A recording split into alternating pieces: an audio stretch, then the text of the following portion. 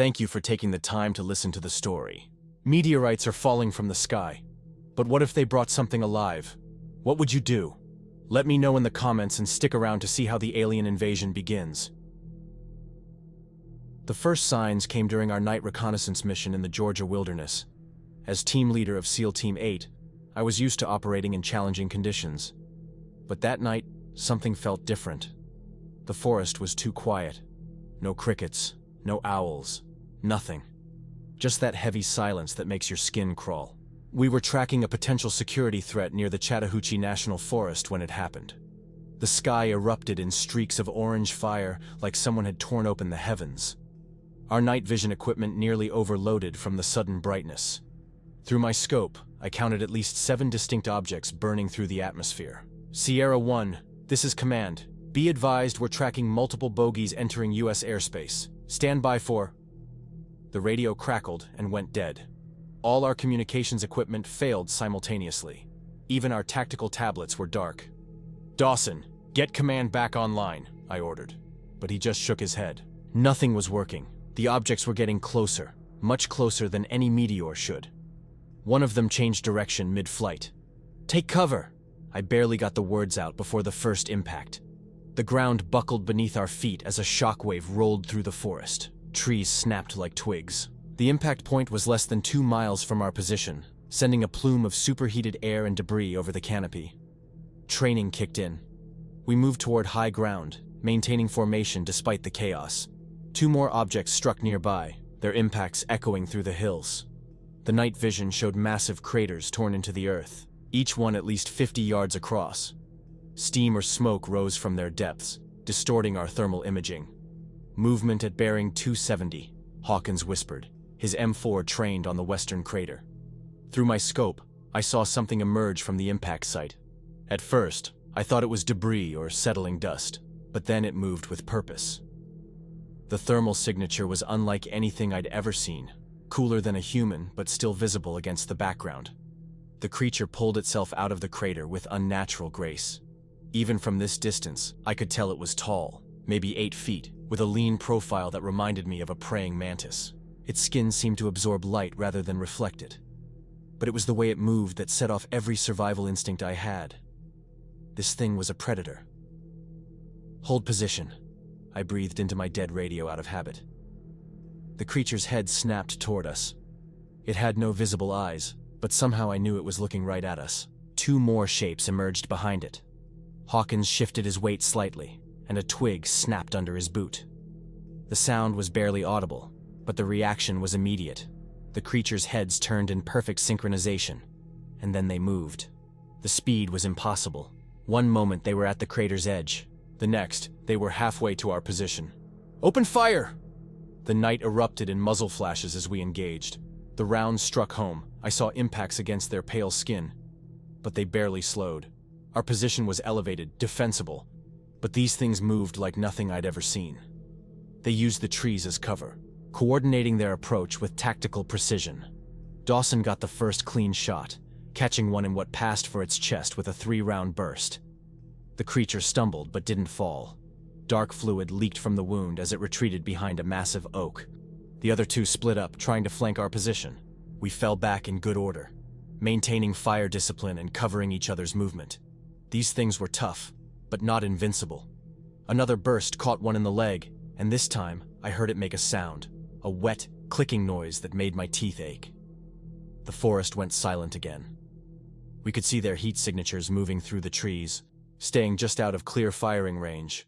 They were hunting us now, using textbook small unit tactics. Whatever these things were, they weren't mindless animals. We need to reach the vehicle, I signaled to the team. Our Humvee was parked about a mile north, assuming we could reach it. The creatures seemed to be herding us away from that direction, forcing us deeper into the forest. A branch cracked overhead. Hawkins looked up just as one of the creatures dropped from the canopy. Its articulated limbs wrapped around him before any of us could react. The sound he made, I'll never forget it. We opened fire, but the creature used Hawkins as a shield as it retreated into the darkness. There was no time to mourn. The other 2 pressed their attack, forcing us to split up. I could hear more clicking sounds coming from multiple directions now. The initial impacts must have drawn others to our position. "Fall back to Rally Point Echo," I shouted. We'd set up an emergency rendezvous point near an old ranger station. If we could reach it, the building's floodlights might give us an advantage. These things seemed to prefer darkness. As we ran, I activated my emergency beacon. Even if command couldn't communicate with us, maybe they could track our position. The clicking sounds followed us through the trees, always just out of sight. They were toying with us now, like cats playing with their prey. I've spent 20 years in special operations. I've faced down terrorists, pirates, and trained killers, but nothing in my experience compared to being hunted by these creatures. They moved with purpose, intelligence, and absolute lethal intent. And this was just the beginning. Similar impacts were probably occurring all across the country. The ranger station's lights were visible through the trees now, but we were down to 3 men. Dawson was bleeding from a gash in his arm where one of them had nearly grabbed him. Griffin was out of ammo for his M4, down to his sidearm. And somewhere in the darkness behind us, Hawkins was either dead or worse. As we approached the clearing around the station, I realized something that chilled me more than the creatures themselves. This was just the first wave. Whatever plan these things had for Earth, it was only getting started. The ranger station's floodlights cut through the darkness like a beacon of hope. As we approached, I could see why these structures were built to last. Solid concrete walls, reinforced windows, and a steel door that could withstand a determined bear. But we weren't dealing with bears anymore. Griffin reached the door first, his hands shaking as he worked the lock with his picks. Dawson and I maintained a defensive position, scanning the tree line through our scopes. The clicking sounds had stopped, but that only made me more uneasy. These things were smart enough to know we were cornered. "Contact! North Ridge!" Dawson's whisper carried the edge of barely controlled panic. Through my night vision, I could see them, at least 5 shapes moving through the trees with that uncanny grace. They were staying just beyond the reach of the floodlights, testing the boundaries of their safety zone. The lock clicked open and we piled inside. The station's emergency generator hummed to life as Griffin found the master switch. Fluorescent lights flickered on, revealing a standard Forest Service interior. Maps on the walls, radio equipment, and basic supplies. But most importantly, weapons. "Dawson, get on that radio. Try all frequencies." I moved to the gun locker, finding a shotgun and several boxes of ammunition. "Griffin, help me barricade these windows. They're testing the lights, trying to find blind spots." The creatures had encircled the station. Through the reinforced windows, I could see their shadows darting between trees. One ventured closer to the floodlights, and I got my first clear look at what we were facing. Its skin wasn't just pale. It was almost translucent, with a network of dark veins visible beneath. The head was smooth, eyeless, but covered in what looked like sensory pits. Everything about its design spoke of evolutionary perfection for hunting. "Still no response on any channel," Dawson reported, his arm now properly bandaged. "But I'm picking up scattered transmissions. Sir, it's not just here. Atlanta, Charleston, Jacksonville. They're all reporting impacts. These things are everywhere." A sudden impact against the roof made us all freeze. Claws or talons scraped against the metal, testing for weaknesses. They were probing our defenses, learning.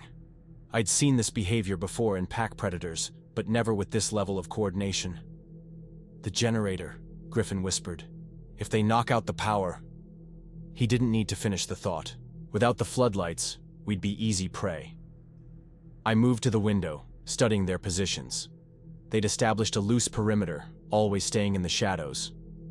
But something about their behavior had changed. They seemed to be waiting. A distant explosion lit up the night sky, followed by the distinctive sound of military jets. The creatures reacted instantly, melting deeper into the forest. Moments later, 2 F-16s screamed overhead, heading toward what looked like another impact site to the east. "Sir, look at this!" Dawson had found an emergency alert system bulletin. The message was clear and terrifying. Multiple unidentified objects entering atmosphere. All civilians advised to seek immediate shelter. This is not a drill. The radio crackled to life with a transmission from what sounded like a National Guard unit. "Be advised, conventional weapons are ineffective against these things. They're tough, but concentrated fire will bring them down. They hate light, using it as cover while we evacuate civilians. If anyone's receiving, these creatures are hunting in packs, using coordinated... The transmission cut off in a burst of static. A sharp clicking sound drew my attention back to the windows. One of the creatures had moved into view, standing just at the edge of the light. It was making that sound deliberately, almost like communication. Others answered from the darkness, their clicks forming patterns I couldn't decipher. "They're talking to each other," Griffin observed, his voice barely a whisper. "Planning something." The attack came from all directions at once. They'd identified the blind spots in our lighting setup and exploited them perfectly. 3 of them hit the roof while others struck the walls at strategic points. The impacts were coordinated to test our structural weak points. I fired through a window as one of them tried to breach, the shotgun blast catching it in what passed for its shoulder. Dark fluid sprayed across the glass, and the creature retreated with an angry screech. But they'd achieved their goal. The generator's rhythm had changed. They'd damaged something. "The fuel line!" Dawson spotted it first. They'd torn into the generator's external fuel tank. We had minutes at most before we lost power. The lights flickered, and in that moment of partial darkness, the clicking sounds intensified. Through the window, I caught movement. Something being dragged through the shadows. My night vision revealed a horrific sight. Hawkins's tactical vest, torn and bloody, deliberately placed at the edge of the light. "Don't," I warned, grabbing Griffin's arm as he moved toward the door. "It's a trap. They're trying to draw us out." The revelation hit us all hard. These weren't just strong, fast predators. They were intelligent enough to use tactics, to understand our emotional responses and exploit them. They were learning our behaviors, adapting their hunting strategies. A new sound cut through the night. Rotors. A military helicopter was approaching, its searchlight sweeping the forest. The creatures scattered from the light, but they didn't retreat far. They were adapting to our tactics, learning our limitations. "Sir," Dawson called from the radio station, "I've got something. Military channels are active. They're saying these things came down all over the East Coast. First report started in Maine about an hour ago. They're saying hundreds of impact sites, maybe thousands." The generator coughed, and the lights dimmed again. We had maybe 5 minutes of power left. The helicopter was getting closer, but so were the creatures. I could see them gathering in the shadows, preparing for the moment the lights failed. Through the window, I caught a glimpse of one near the tree line. It was larger than the others, its skin marked with what looked like battle scars. A leader, or maybe just a more experienced hunter. It turned its eyeless face toward me, and in that moment, I understood something crucial. These weren't just random attacks. This was a coordinated invasion, and we were watching only the first phase. The generator sputtered again. Soon the lights would fail, and we'd face these things in their element. But as I checked my ammunition and prepared for what was coming, I realized that this night would decide more than just our survival. It would show us whether humanity was ready for the war that was about to begin. The generator's dying whine filled the station as the fuel leak worsened. Our floodlights were already dimming, creating expanding shadows where the creatures could advance. The approaching helicopter's searchlight swept the tree line, but it was still too far to provide immediate help. 2 minutes on the generator, Max, Dawson reported, his voice steady despite the situation. Years of training had taught us to function under pressure, but this was different. We weren't fighting humans anymore. Through my night vision, I tracked the creatures' movements. They'd established a pattern, testing our defenses, retreating when exposed to direct light, then probing from another angle. But now they were gathering, preparing for the moment the lights failed. "Griffin, get those emergency flares from the storage locker. Dawson, find anything that burns." I kept my voice calm, professional. "When the power goes, we're going to light this place up like the 4th of July." The helicopter was less than a minute out now. I could see its markings through my scope. Marine Corps, probably diverted from a nearby base. The creatures noticed it too. Most retreated deeper into the forest, but 3 remained close to the station, using the building's shadows for cover. "Sir," Griffin called from the back room, "you need to see this." He'd found an old Forest Service map showing the tunnel system under the station, maintenance passages and Cold War fallout shelters that honeycombed the bedrock. A possible escape route, but also a perfect hunting ground for creatures that thrived in darkness. The generator coughed its last, and the lights died. In the sudden darkness, the clicking sounds intensified. They were coordinating, preparing to strike from multiple angles. Our night vision showed heat signatures converging on the station, more than we'd seen before. The initial group had been joined by others. The helicopter's searchlight suddenly flooded the clearing, catching two creatures in its beam. For the first time, I saw them clearly in sustained light. Their reaction was immediate and violent. They writhed as if in pain, their pale skins smoking where the intense light touched them. They fled into the forest, moving with less coordination than before. Light hurts them, I realized. Not just normal light, intense, direct light. The helicopter circled, its crew clearly having reached the same conclusion. The searchlight swept methodically around the station, creating a temporary barrier. But we all knew it couldn't stay forever. A crash from above. They were trying to break through the roof again. Griffin fired upward through the ceiling, emptying his magazine. Dark fluid dripped through the holes, sizzling when it hit the floor. Their blood was acidic, another charming feature of our extraterrestrial visitors. The tunnels, Dawson suggested, pressing a bandage against his seeping wound. If we can reach the bunker level. They'll follow us down there, Griffin countered. We'd be trapped. We're already trapped, I reminded them. The helicopter's light caught more movement in the trees. The creatures were adapting to its pattern, using the brief dark intervals between sweeps to advance. They were learning, evolving their tactics. A new sound cut through the night, jets again, but closer this time. The radio crackled with encrypted military transmissions. Through the windows, I saw the distinct shape of an A-10 Thunderbolt screaming overhead, followed by another. "Everyone down!" The station shook as the A-10s opened up with their GAU-8 cannons, their distinctive BRA-RT echoing through the forest. 30mm depleted uranium rounds tore through the canopy, shredding everything in their path. The creatures scattered, some hit directly by the barrage. Even their tough exterior couldn't withstand that kind of firepower. But we couldn't celebrate yet. The attack had another effect. The helicopter was forced to pull back, taking its protective light with it. In the darkness, we could hear the survivors regrouping, their clicking sounds now carrying a different tone. Not hunting calls, but something closer to anger. The tunnel entrance is in the basement, I decided.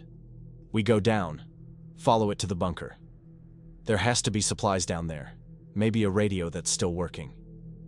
"Sir," Dawson's voice trailed off as his light caught movement through a window. More creatures were emerging from the forest, including the larger one I'd spotted earlier. But these weren't moving like the others. Their movements were stiff, jerky. The A-10's attack had injured them, but not killed them.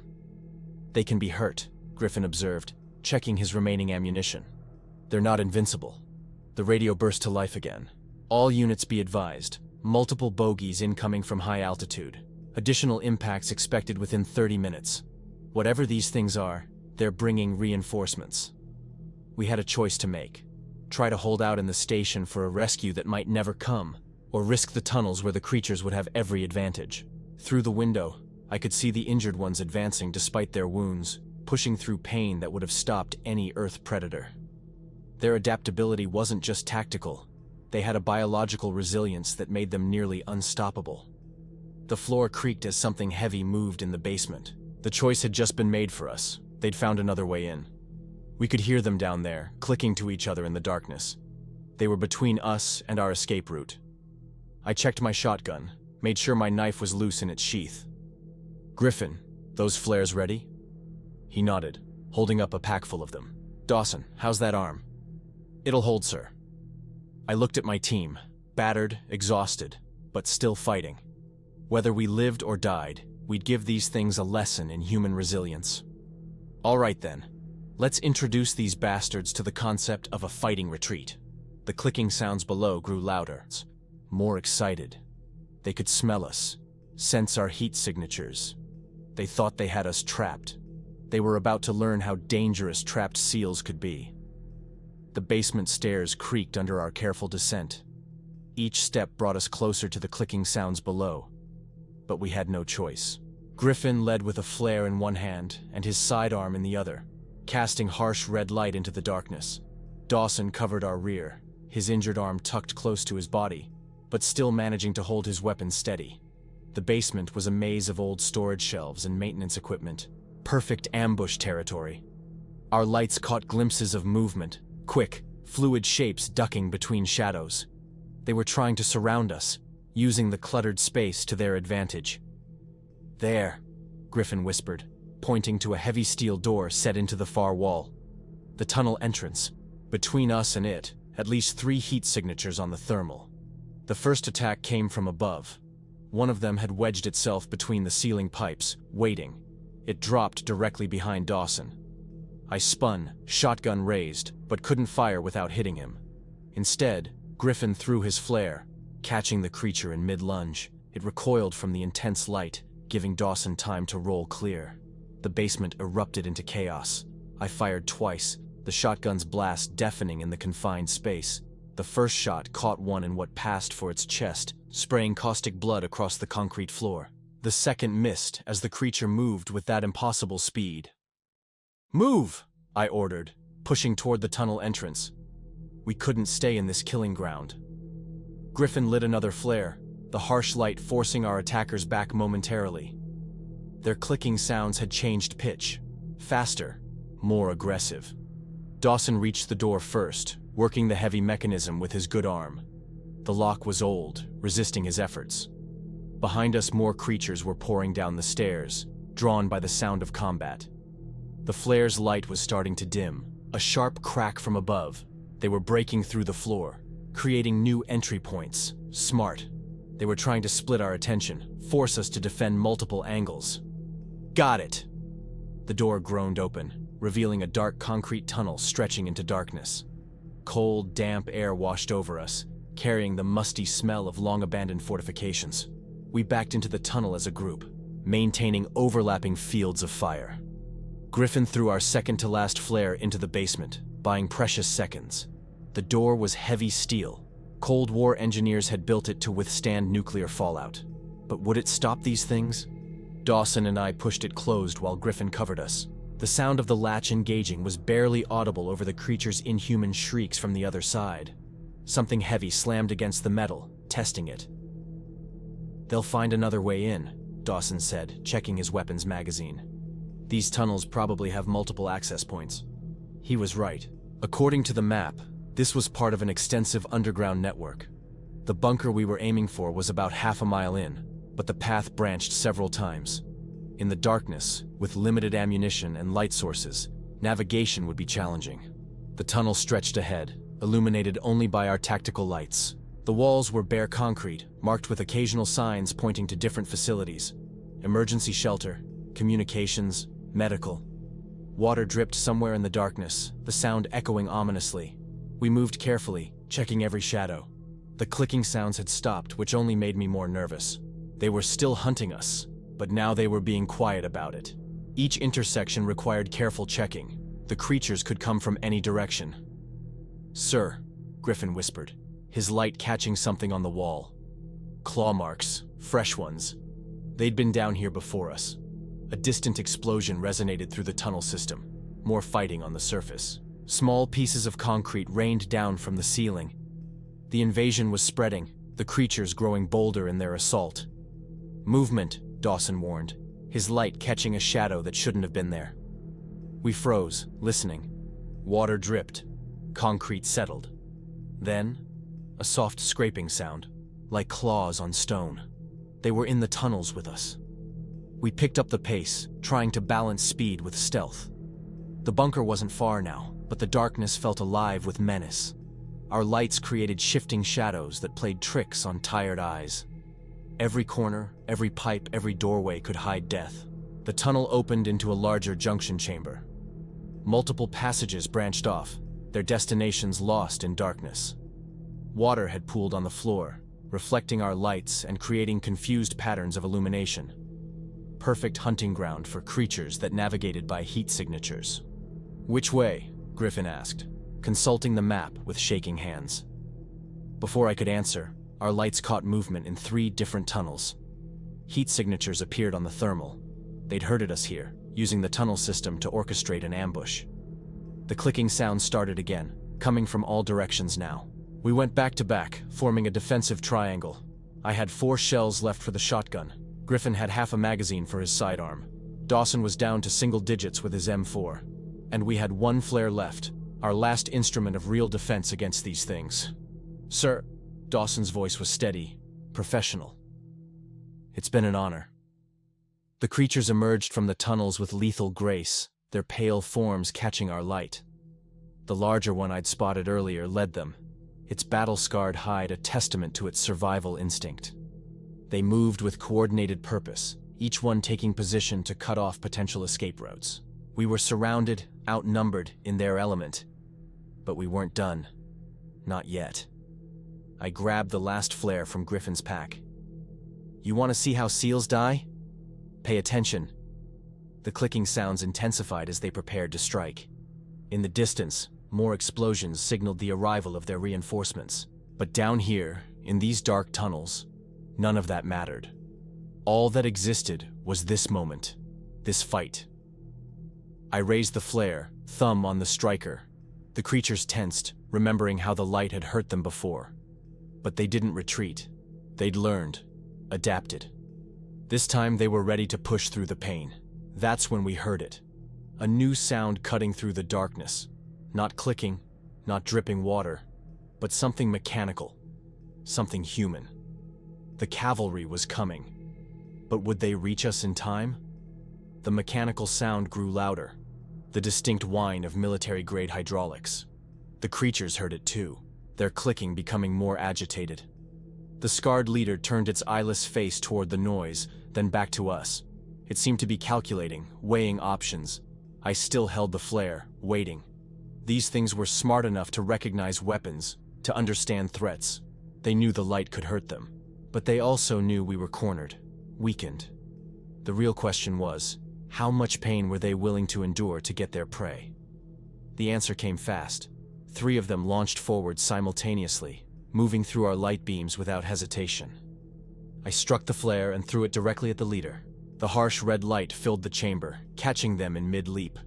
Their pale skins smoked where the light touched it, but they didn't retreat. Griffin and Dawson opened fire, the muzzle flashes adding to the chaotic illumination. I emptied the shotgun into the nearest creature, the close-range blast finally bringing it down. But more were coming, pushing through the pain of the flare's light, using their fallen companions as shields. The mechanical sound suddenly became a roar. The wall behind us exploded inward as an armored personnel carrier smashed through, its heavy wheels crushing concrete. Mounted spotlights blazed to life, filling the chamber with searing white light. The creatures screamed, not their usual clicking, but a sound of genuine pain. "Get in!" a voice shouted from the APC's open hatch. We didn't hesitate. Dawson went first, then Griffin. I provided covering fire with my sidearm as the creatures retreated from the intense light, their movements now jerky and uncoordinated. But the leader stood its ground. Even with its skin smoking, it gathered itself for one final attack. I saw its muscles bunch, its form coiling like a spring. The thing was going to try for one last kill before retreating. 3 heavy weapons opened up from the APC, mounted M240s. The combined firepower literally tore the creature apart. Even its tough hide couldn't withstand that concentration of rounds. It fell, its dark blood eating into the concrete floor. I jumped into the vehicle and the hatch slammed shut. The driver threw it into reverse, the engine roaring as we backed out the way we came in. Through the periscope, I could see the remaining creatures following at a distance, staying just beyond the reach of our lights. "Rangers," our rescuer introduced himself, his helmet marked with lieutenant's bars. "We've been clearing these tunnels for the past hour. Your emergency beacon led us here." "There's a whole network of them down here," I reported, checking my remaining ammunition out of habit. "They're using the tunnels to move around, stay out of the light. We know. After the impacts, they went straight for infrastructure. Power plants, communication hubs. Knocked most of them out, then started hunting. But they didn't expect us to fight back so effectively. The light thing, that was a game changer." The APC broke through to the surface near what used to be the ranger station. The scene above ground had changed dramatically. Military vehicles formed a perimeter, their spotlights creating a wall of light. Attack helicopters circled overhead, their searchlights sweeping the forest. In the distance, I could see similar light perimeters being established around key positions. "We're taking back ground," the lieutenant explained. "They own the night, but we own the light. Every survivor camp is now a fortress of illumination. They can't touch us as long as we keep the power on." Dawson got patched up by a medic while Griffin and I debriefed the command team. Our thermal imaging footage proved invaluable. The first clear close-ups of the creatures anyone had captured. The tactical data about their behavior, their coordination, their strengths and weaknesses would help save lives. "What about other cities?" I asked. "Other countries?" "Same story everywhere. The impacts were coordinated, hit every major population center. But humanity is pushing back. We're adaptable too." I looked at the forest beyond the light perimeter. The creatures were out there, watching, waiting. We could see their heat signatures on the thermal imaging screens, gathering in the darkness, but they didn't attack. They had learned to respect the light, just as we had learned to respect the dark. This wasn't the end. The creatures weren't going anywhere, and eventually they would adapt to our defenses, find new ways to hunt. But humans would adapt too. We'd already survived the first critical hours, organized a resistance, and found their weakness. Now it was a game of evolution, their biological advantages versus our technological ones. Dawn was approaching. Soon the creatures would retreat to their dark places, the tunnels, caves, and deep shadows where light couldn't reach them. And we would use those daylight hours to fortify, to prepare for the next night's battles. Griffin joined me at the perimeter, his face illuminated by the powerful lights. "Think we'll win this, sir?" I watched the sun begin to rise, its natural light causing the last visible heat signatures to fade into the forest's depths. "We don't have a choice. This is our world. They just reminded us how hard we'll fight to keep it." In the distance, I could still hear their clicking, a promise that darkness would come again, and with it, the hunt would resume. But we would be ready. Humanity had survived its first contact with something truly alien, and we had learned. The light was our shield, our weapon, our hope. The creatures could have the night. We would claim everything else.